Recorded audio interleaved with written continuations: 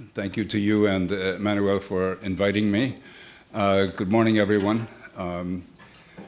Indeed, as you've heard already, and Jean-Luc just referred to, the Olympic movement has had two major crises, in as many decades. As many of you know, and you've already heard, in 1999, a major crisis, a full-blown legitimacy crisis took place because, essentially, of corruption surrounding host cities and bid cities. Dick Pound discussed this with you yesterday.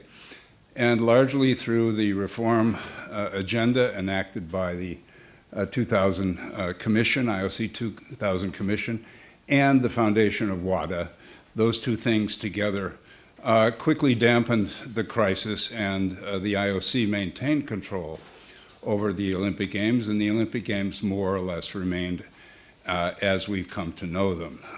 None of that was guaranteed at the time. Today we are in the middle of a second crisis, this one also surrounding the bidding cities issues and candidate city issues. It's a crisis that is going on currently.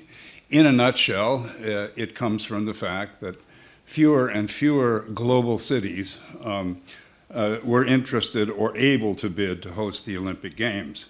And the meat inside that nutshell is that it appeared that Europe itself was turning against the Olympics. The same Europe which has been, as you know, the historic and rather jealous fatherland of the Olympic movement from the beginning. Moreover, this rebellion was increasingly a popular one. As government entities and local elites were forced to accept, increasingly, public referenda or political polls that became much more important than they had been. And these expressions of public sentiment were increasingly becoming anti-Olympic, as those of you who are here in Switzerland well know. One after another, European citizenries turned down the Olympics. In the contest for 2022 Winter Games, local and regional referenda took place in St. Moritz, Davos, Munich, and then in November 2013, the IOC really still thought things were fairly normal because there were still 6 candidates for 2022. Then in January 2014, the Swedish authorities pulled the plug on Stockholm, and the political situation in Ukraine led Lviv to pull out of the competition. In May, 70% of Krakow's citizenry voted against the Olympic project, and Poland quit the race. So now there was only Norway among European nations, and Norway would turn out to be the final straw that broke the camel's back. So with the candidates whittled down to Oslo, Almaty, and Beijing, the IOC, I think, made it perfectly plain to everyone in its working group report that we were all set to have Oslo rescue the situation, and everything would be fine and we'd continue on as normal. In retrospect, I think the IOC's overconfidence can seem rather presumptuous, rather fanciful, even foolhardy. But from a point of view in Lausanne, everything appeared to be favorably aligned. The organizational hero of Lillehammer, Gerhard Heiberg, was running the new bid. Oslo's citizenry in a previous referendum had voted 55% in favor. Norway had accepted to host the 2016 Youth Olympics, and the IOC had hundreds of millions it was prepared and said it would be prepared to simply hand the organizing committee. Norway, of course, is a very wealthy country and one of the happiest around, and takes a famous national delight in Winter Olympic Games championships. So the IOC ignored its own polling, which showed only 36% support in the Oslo area, and another national poll which came in with roughly the same figure of support, and 50% strongly against in both of those polls. So these facts were kind of wished away, and as many of you know, when the government pulled out, the reaction from many IOC leaders and staff was not only a shock, but exceedingly angry and vituperative. And I think you heard a little bit of that tone from Dick Pound yesterday when he was discussing the situation. So now the IOC is left with the choice between Almaty and Beijing, and that's a decision which will be made next month.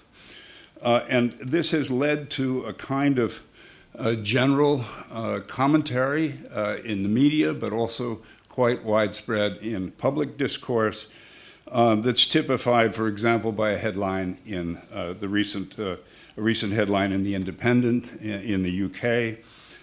Will Norway's refusal to meet the eye-watering demands of the IOC be the moment the world realizes only dictators can host the Olympics? This is the public discourse which is out there and is widespread at the moment. As you know, Thomas Bach was elected president in September 2013, and he made it, I think, immediately clear that he intended more than the usual new president's review of the overall organization. And after an internal staff audit and an executive board retreat in December, the Olympic Agenda 2020 project was presented to and approved by the IOC session in February 2014. Thomas Bach is a veteran of the IOC 2000 Commission. He was one of the leaders of one of the working groups, in fact, the one that I worked on, and was an extremely important lieutenant for Juan Antonio Samaranch in being able to move forward the resolutions there. So the model for Agenda 2020 was established, I think, by IOC 2000. Bach is a very interesting person who has both very strong and deep credentials in education, culture, Olympic movement issues, and at the same time, of course, is someone highly experienced in corporate governance as a director of the board, a lawyer, and so forth. So which Thomas Bach would appear? Which style would the presidency adopt was a question that many were asking. And you saw in his performance, I think, in Sochi, both in the president's speeches, but also backstage, his actions with respect to, as we'll get to in a moment, for example, the new discriminatory laws, propaganda laws passed in the Soviet Union were clearly, I think, a message to people who care that this was going to be a new style of presidency. This boded well for the Agenda 2020 situation. Now, the point I'm trying to make is as the Agenda 2020 was being rolled out, the bid crisis was deepening at each stage, and behind that, the crisis of public opinion. It would end with, in fact, the session passing every single one of the 40, but really 98 resolutions under increasing, I think, pressure, which made it easier for the leaders of Agenda 2020 to keep the IOC members positive and voting positive, as was the case back in 2000, in which the leadership had strong constraint on the members. If you don't pass these reforms, we're all in big trouble. So how do we characterize what the public issues are, what the public charges are against the IOC? Well, I'll turn to the media in a second, but it's also important to note, as some of you know, that 4 European NOCs who had all lost bids or had lost the ability to bid, gathered together in June and wrote a submission to Agenda 2020 about the bid crisis. The German, the Austrian, the Swiss, and the Swedish NOCs. Their specific recommendations in this insider's document are discussed in the paper. I won't go into all of them, but it's important critically, I think, to note how the authors, the Secretaries General and President of these NOCs, acknowledged and frankly pleaded with the IOC for help against public opinion. Judgment, if you will, without expert knowledge, but newly empowered by this new referendum culture, this new polling culture that is taking hold in Olympic affairs in democratic Olympic Europe. And reviewing negative results of the referenda in Germany, Switzerland, Austria, and Poland, the document summarized the overarching problem this way. The striking element welding together all four committees is the fact that all the above-mentioned bids were not lost in the official bid process, but due to a lack of national or at least regional public and political support. The developments in the latest bid race for 2022 make it very clear that it has become increasingly difficult for established sports nations to communicate the Olympic values and benefits that arise from bidding and hosting the games. Citizens, as well as politics, mainly focus on the demands the IOC makes, but barely know about the great support it provides.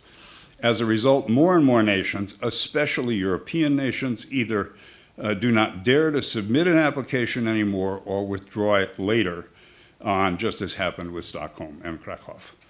This trend can also be observed when looking at the nations that reapply for the Olympic Games.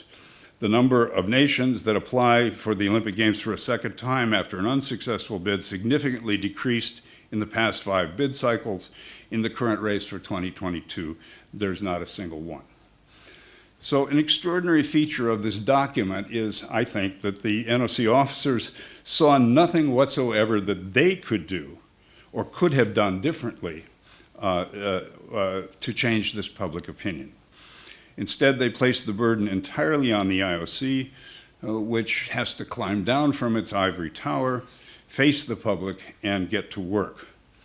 The IOC, as they put it, has to provide interested cities and NOCs with more information, has to support them in dealing with IOC-related criticism, and has to change its arcane language so that a broader public can understand. It has to be open for a real dialogue in the bidding cities much earlier in the process. Because of the historic pedigree of the modern Olympics, continental European public opinion, of course, is fed by other sources. Here in Europe, you have sport universities, you have Olympic education programs, for example, but the media remain, as we all know, the primary point source with respect to public opinion. As they put in the report, what is the problem of established European nations to bid for the Olympics? The ground cited sounds similar in all 4 countries. Public and politics seemingly fear the high cost of bidding for and hosting the games, especially in the aftermath of the increased costs witnessed in Sochi, as well as concerns relating to human rights and sustainability. The situation is aggravated by the media picturing mistrust of the IOC.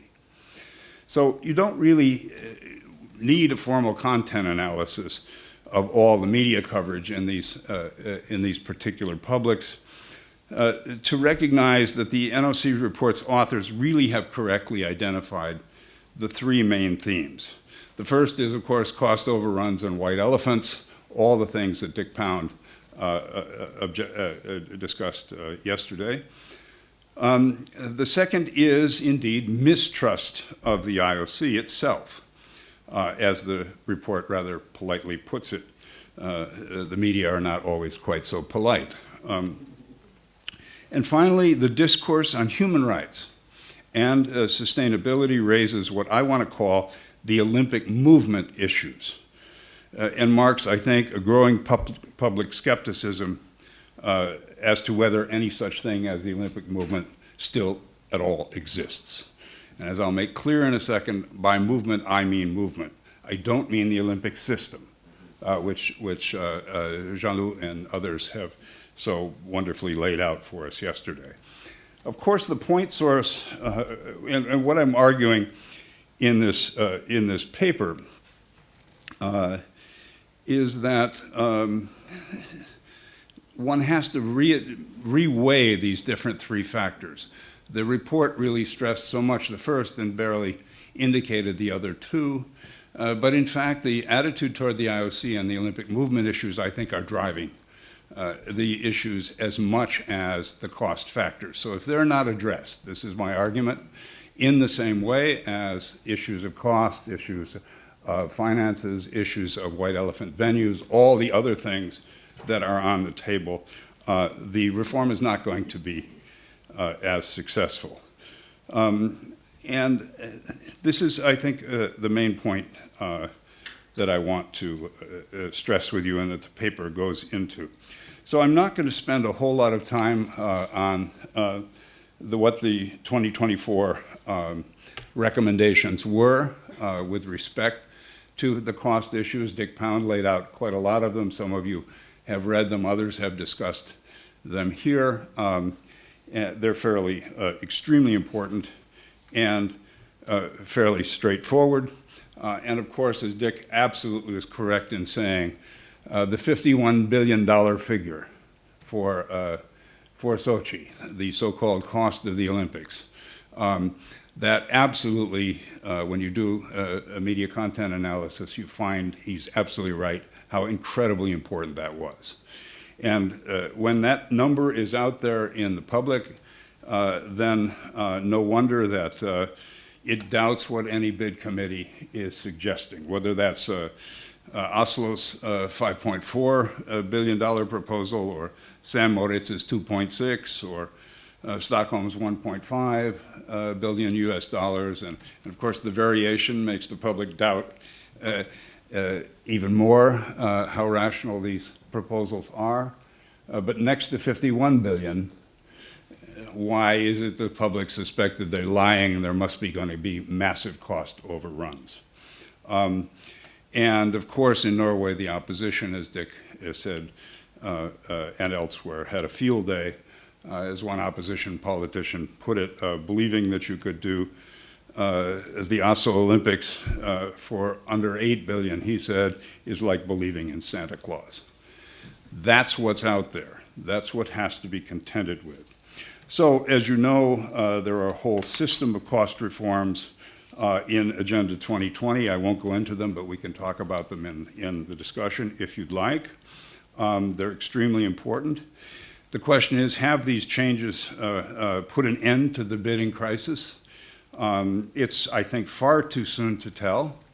Significant cost reductions have been claimed already for Tokyo and for Pyeongchang, but the reality of those savings remains to be seen. Perhaps a definitive judgment on this main thrust of Agenda 2020 will only be attained when we know for certain whether Hamburg and Boston, those bids for 2024, are going to survive their own referenda, which are coming. Hamburg's is binding, by the way.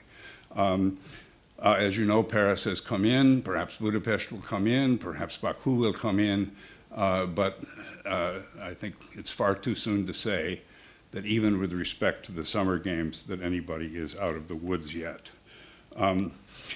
Let me turn now to the issues I want to focus on, and that's the IOC and the Olympic movement. Remember that, let's go back to Norway for just a second.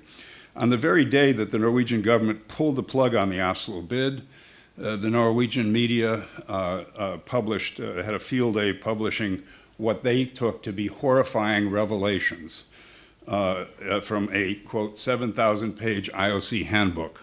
I haven't seen that one yet. Describing the IOC's high-handed demands for its own comfort and convenience, ranging from transportation facilities to a cocktail party with the king paid for by the king. and listing, in fact, what sort of beverages better be available. Never mind that for Olympic insiders like many of you, a lot of what was revealed is just standard practice. And that the real offense, if any, is that somebody at the IOC staff wrote any of this down. But in Norwegian public culture, it was taken as the IOC demanding, in a deeply offensive way, what they called a pamper party for itself. And of course, Norway is a famously egalitarian culture, but there's also a recent history here, as at least some people in the room will very well remember. In Lillehammer, very few Norwegians have forgotten that in Lillehammer, the great hero of those games, Johan Olaf Koss, shamed President Samaranch into coming down from his five-star hotel, as the story goes, and condescending to eat with athletes in the Olympic Village. And again, in this public discourse in Norway, it was the athletes who, in fact, forced the IOC to take more dramatic account of the tragedy that was unfolding at the time in Sarajevo. This is a strong historical story, if you will, legend in Oslo. It's also quite possible, I think, to sympathize with the difficulty of confronting sometimes irrational public hostility to the IOC while still complaining of its own weakness in defending the organization. It's altogether remarkable, I think, how in the current worldwide public commentary on FIFA bribery and corruption, there has been so little discernible public contrast made with the IOC's freedom from such abuses since 2000, and in fact such abuses being, as Dick put it yesterday, rather minor compared with FIFA's. And surely you would expect the IOC itself to have taken advantage of this current moment to point to itself as an illustration of a major sport body that can be and has been reformed, as an example for what might happen with FIFA, although as we know, FIFA is very differently organized. The Agenda 2020 resolutions directed at the IOC itself are, for the most part, I think, of very little help. Remember, I'm talking about public culture. They read too often like corporate boilerplate. Complying with good governance principles, increased financial transparency, having the ethics committee elected, rewriting the code of ethics, appointing a compliance officer, reviewing the commission structure. These are all perfectly credible steps, and our colleagues yesterday discussed many of them, but I don't think they're going to dent the public image problems from which the organization suffers. Though not yet implemented, two other resolutions may be more promising, as they implicitly acknowledge public criticism that IOC members may not now possess sufficient social, cultural, political competence to face the decisions that they must now make. And the nominations committee in one resolution is urged to take more account of medical expertise, sociological expertise, cultural expertise, political expertise in seeking out and recommending future IOC members. And there are other steps, such steps mentioned. Whence might then any real improvement in the IOC's public image come from? Again, for an initial cue, you can go back to Norway and remember one factor that led the IOC to be overconfident that Oslo would stay in, and that's the attention that the Youth Olympic Games in Lillehammer are getting, and have not been connected, so far as I can determine, and my Norwegian colleagues agree, not connected with any anti-Olympic discourse.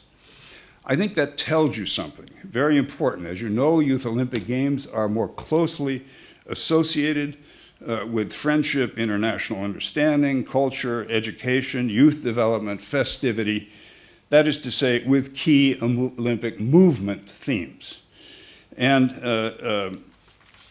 so I think it's quite revealing. Evidently, when the IOC is more closely associated with the Olympic movement, public criticism of the organization is more mooted. And if the phrase Olympic movement is to be rescued from cliche, it must always be remembered that both from the point of view of ordinary language, as well as in the technical sociological point of view, movement must mean exactly that. It has to be moving. It's about passionate, determined, relentless action in favor of unrealized and difficult, perhaps even utopian goals. Therefore, true movement is always against something or someone. It depends on having very particular and not just abstract antagonists. It can be judicious in picking its battles, but it cannot ever be afraid of standing up for itself.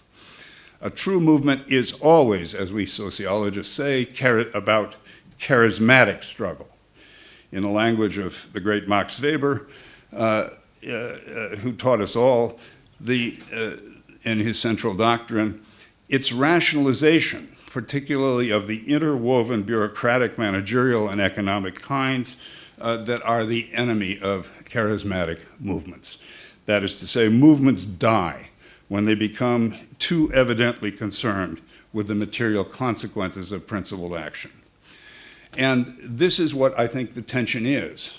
The rationalization, the professionalization of sport management that the last 20 years have witnessed, for example, with the IOC, are internally ambivalent and ambiguous with respect to the emphasis on movement, of social movement. These things are in tension with one another, right? Of course we want good management, but we have to simultaneously ask, what's happened to the things that really matter?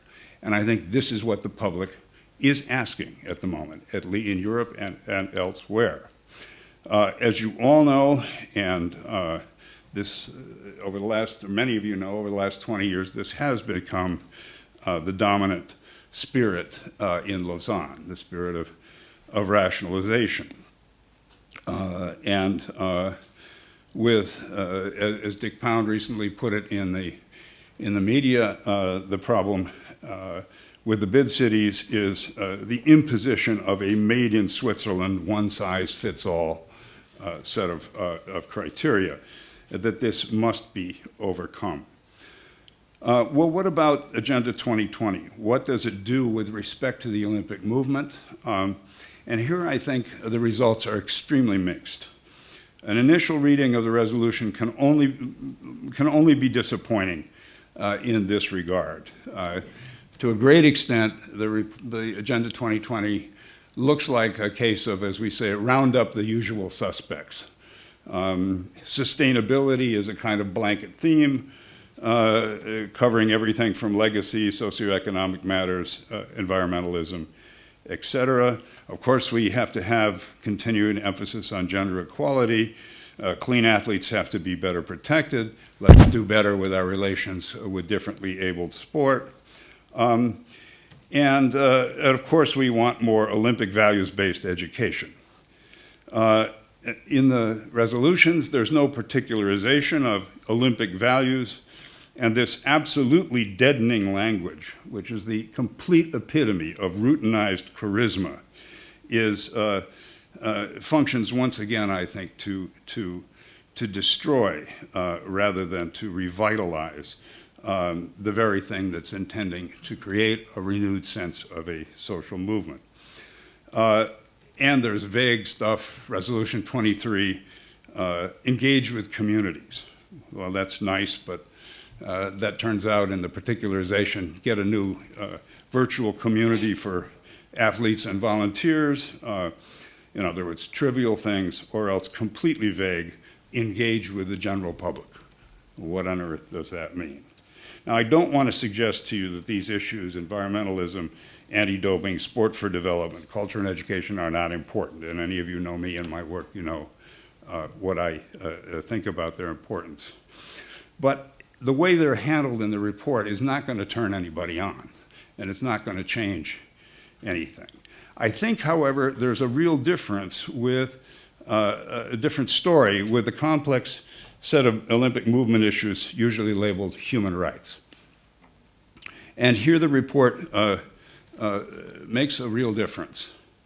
In the very first resolution, as many of you know, the IOC promises to include in the host city contract clauses with regard to Fundamental Principle 6, as well as to environmental and labor-related matters. And to the Charter's anti-discrimination clause, Resolution 14 commits to non-discrimination on sexual orientation. These changes have been called for a very long time by gay rights and other human rights organizations, but as you know, it became a very highly visible public issue in Sochi, in a certain way balancing in a positive side the $51 billion problem on the other side. And these issues are very widespread now with respect to other Olympic Games, other sports events, for example, the European Games going on in Baku. But to fully appreciate the significance of these moves, I think you have to look at resolutions 20 and 21, which announce really a striking new approach to dealing with other movement organizations in the world. The first calls for the IOC to enter into new strategic partnerships, to open up to cooperation and network with internationally recognized organizations and NGOs. And the second commits the IOC to strengthening its own advocacy capacity by advocating itself to intergovernment organizations and agencies and encouraging and insisting NOCs to do the same thing. Now, a little context before developing this point, as some of you, of course, well know, and I'll pick my friend Dick Pound, since you heard him yesterday, when Dick was running for presidency of the IOC. His platform was largely the IOC should focus on its core sport business and have nothing to do with anything else, nothing to do with any other kinds of activities. And this was a reaction against the Samaras regime, in particular to the achievements and the dossier of someone called Fekir Kidani, which a few of you know and remember, which had taken the IOC not only into coordination and collaboration with the UN system, but also as a presence for the World Summit on women, for example, or of important global meetings on the environment. Now, the argument was we shouldn't be doing all of that. We shouldn't have anything to do with that sort of stuff. The irony, and you may want to argue with me, the irony is, while Richard lost the presidential race, that policy was to a large extent put into place under Jacques Roch. And with the exception of continuing to develop the UN system, a pullback was there, and if you compare, for example, through no fault of his own, the activities of Tommy Sithole with those of Fekir Kidani, I think you see the point. We can discuss that if you're at all interested. I think Thomas Bach has changed all this. I think the Agenda 2020 resolutions that were approved by the session codified these changes, not only with respect to the gender issue and sexual orientation issue, but also with respect to NGOs. And I'll conclude by simply pointing out and picking one, Human Rights Watch, one of the more important international non-governmental organizations concerned with human rights, very often in the past highly critical of the IOC, finding it closed to any public discussion of these important issues, but then takes the initiative of making a submission to Agenda 2020 in which it requests, in the name of 33 other international human rights organizations and LGBT groups, not only the Fundamental Principle 6 amendation, but public, making the host city contracts public, and including in them benchmarks on media freedom, labor rights, freedom of expression, association, liberty and security, and non-discrimination. That is, in the name of all these organizations, this was their request. And done, done, done. Right? simply done. And what this produced, these actions from the IOC, earned it the most favorable press that I have ever seen among human rights organizations, in which the leaders of Human Rights Watch, as well as others, heaped on extraordinary praise. In fact, the Human Rights Watch officer was shocked at herself, right, that suddenly the IOC, from being a pariah, had become a paragon. The paper gives you lots of further discourse and discussion of this, headlines around the world: IOC wins gold medal for human rights actions, etc. I think this is a paradigm for the future. Movement means mattering. You have to be after the things that matter. You want to turn public opinion around? Yes, we have to rationalize. Yes, we have costs under control and so on. But this is the kind of thing that represents the revivification of the movement side of the Olympic movement.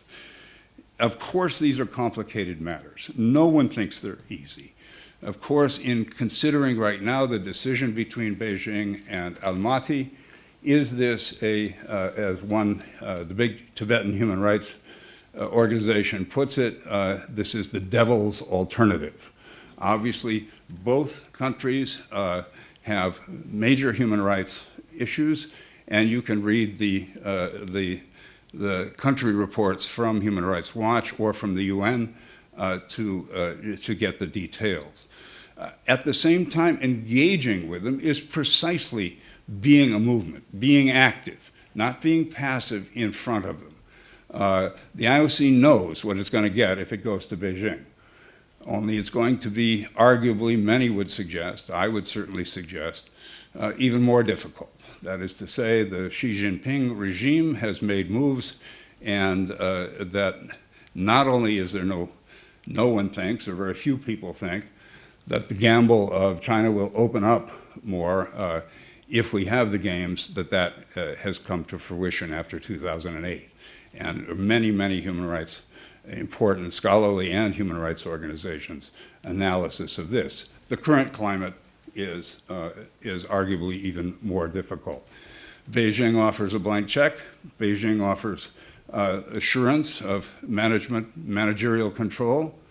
This comes at great cost to the IOC because, as in 2008, the IOC has basically said, thank you, we'll take over now, go away.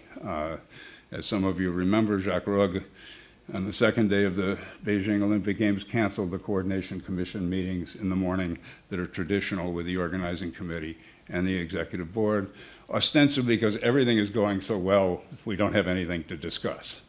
That was not the reason why they were canceled, I believe. At the same time, Almaty is not the PRC, and it brings with it a more compact games plan, a more ecological one, and certainly cultural resources that are new. This is the homeland of the language I'm speaking right now, and the language that most of you speak, of Indo-European. This is a richly multicultural society that it would offer the IOC its first majority Muslim country Olympic Games. There's lots of things there. At the same time, there are human rights issues. Good, take them on. In the paper, I produced the analysis of the UN and the Human Rights Watch account of what needs to be done in Kazakhstan to cross a kind of line of normality. It's in fact quite modest compared with other situations.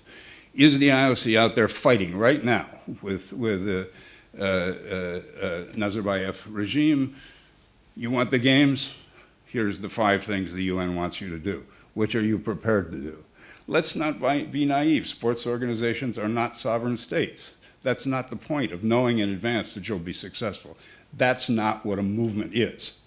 A movement is out there struggling in a public way for what it believes in. Of course, universal human rights, complicated issue. I'm an anthropologist and historian. I can give you the better arguments than most people as to why universal human rights is liberal Western imperialism imposing itself on non-Western peoples. We know the entire literature generated in China, for example, and it became the language of the bid committee, and is again the language of the Beijing bid committee. We agree on everything that you Westerners think are the important human rights. We're just doing them in a different order. And oh, by the way, you ought to look in the mirror, because while you fetishize multi-party elections and political rights and free speech, you ignore economic rights. And you live in societies whose inequality is not only scandalous but growing. At least I live in such a society. So pay attention to the prioritization of rights. These are very, very important. But this is the point. These are the most important issues in the world. Let's not expect to leave them off to the side or keep them private or make them less important and still expect the public to believe that there's anything called the Olympic movement. I think that's the challenge, and that's what I leave you with. Thank you very much.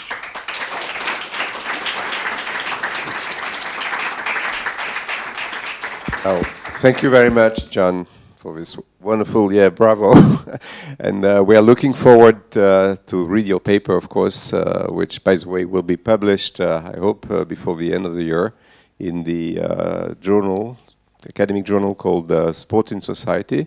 So we are all looking forward to it. But we have a little bit of time for questions. I have one, if there are none, but please, yeah. Okay.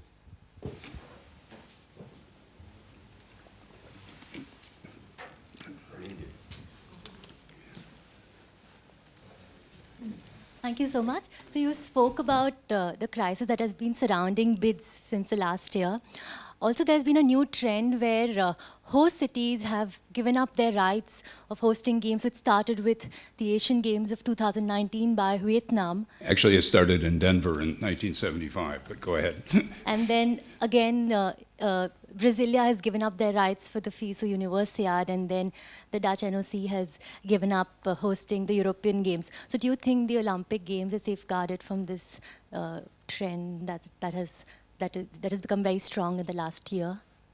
Well, I think that's exactly the issue, that even when you award projects, and it goes back much earlier, this has been a problem throughout the 20th century. If, for example, we talk about the Pan Am Games, in the history of the Pan American Games, the city that finishes second in the bidding is automatically the fallback city.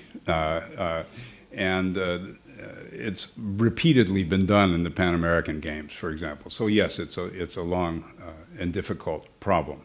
It has been, in a certain way, less so with the Olympics, although Denver gave back the Winter Olympic Games in the last century. So yes, all of these reforms have to address that. But I want to refocus you on what the NOCs said in their report. It isn't just the cost factor. It's, does anybody take seriously Olympic values anymore? And above all, do the leaders of the Olympic system take the sense of movement seriously? Without that, at least in places like Europe, with the so-called democracies, liberal democracies, the projects are always going to be at risk. And of course, Hamburg is bidding, Boston is bidding, but their referenda are coming after the bid has already been mounted. And I think we'll have to see what happens. Thank you for your question. Any more? Yep.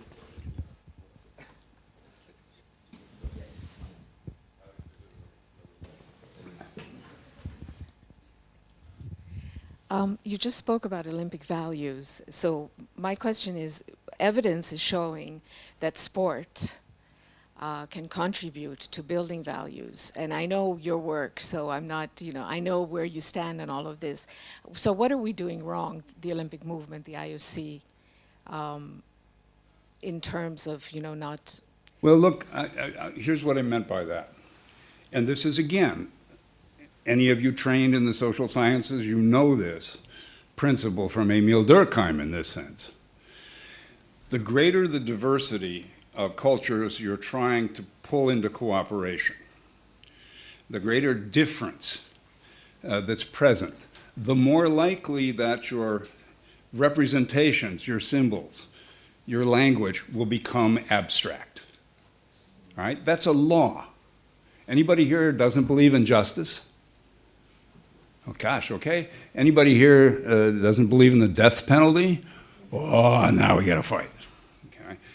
My problem is that this Olympic values talk is so abstract, is so general that it's become absolute pablum. And in that sense is destructive. That's my point.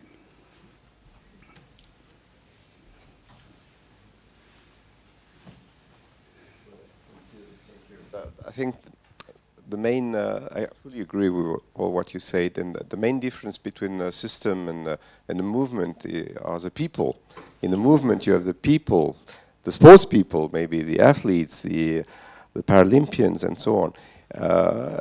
What would be the main things you would do if you were the IOC president to bring back these people in a movement rather than in a system which is only based on organizations to be managed? As I've said, I think the steps that are taken, I think Tomas's speeches in Sochi were a model of both communicating a serious attitude toward social and political questions while being diplomatic enough not to destroy the ritual. I think the Human Rights Watch and Amnesty International's reaction to how quickly the things that they expected the IOC would never pay attention to and wouldn't talk with them. Many of the LGBT groups who were welcomed into box office when they thought they'd be standing out front, slipping things under the door. All of this is tremendously positive, in my view. More of that, more of that, more of that. Yeah, I think it is very positive, but it is also very contested. Of course. The human rights are seen by some other parts of the world as the Western rights. Of course, I totally agree. You're out there with that struggle. You're having that conversation. You're not saying, well, since all of this is difficult and contested and problematic, let's just stand aside and worry about the Olympic program, how many sports are we going to have? That's my point. Yeah. Thank you very much. Okay, thank you very much. No more questions?